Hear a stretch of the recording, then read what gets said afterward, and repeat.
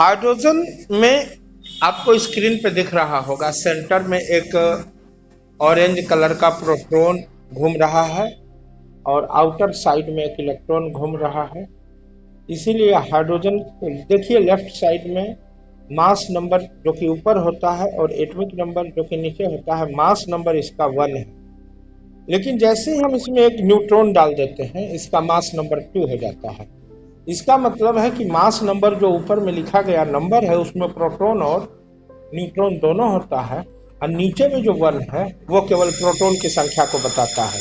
जैसे देखिए, मैंने इस एटम को हीलियम बनाने का कोशिश किया।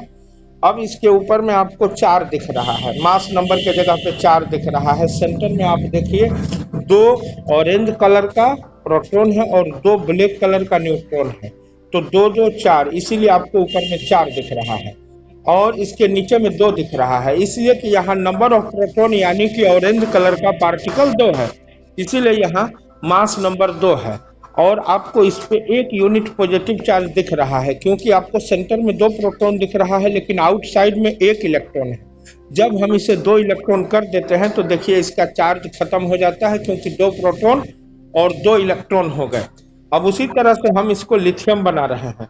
लिथियम बनाते हैं, इसमें 3 प्रोटॉन 3 न्यूट्रॉन हो गया, 3 ऑरेंज कलर का पार्टिकल 3 ब्लैक कलर का पार्टिकल, दोनों मिलाकर के एटॉमिक नंबर ऊपर में आप 6 देख सकते हैं।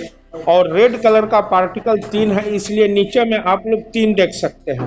हेलो, नीचे में 3 देख सकते हैं, यानी इसका एटॉमिक नंबर 3 है लेकिन मास नंबर 3 3 6 है। आप इस पे 1 यूनिट पॉजिटिव चार्ज इसलिए देख रहे हैं क्योंकि इसमें ऑरेंज कलर 3 प्रोटॉन है लेकिन इलेक्ट्रॉन 2 ही है।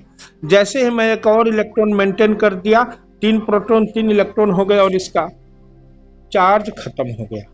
तो इस तरह से आप बड़े से बड़े एटम को भी देख सकते हैं। जैसे मैं आपको एग्जांपल के तौर पे बोरॉन को दिखा रहा हूँ।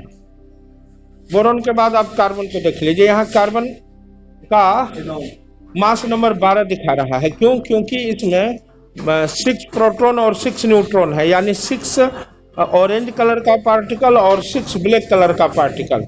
और नीचे में आपको 6 दिखा रहा है, यानी कि 6 ऑरेंज कलर का पार्टिकल है। इस पे 1 यूनिट पॉजिटिव चार्ज इसलिए है कि आप इसके ऑर्बिट में देख सकते हैं कि मात्र 5 ही इलेक्ट्रॉन है, जबकि होना चाहिए था 6।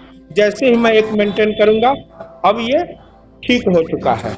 तो इस तरह से मुझे लग रहा है कि आप लोग मास नंबर, एटॉमिक नंबर और नंबर ऑफ इलेक्ट्रॉन प्रोटॉन को समझ गए होंगे।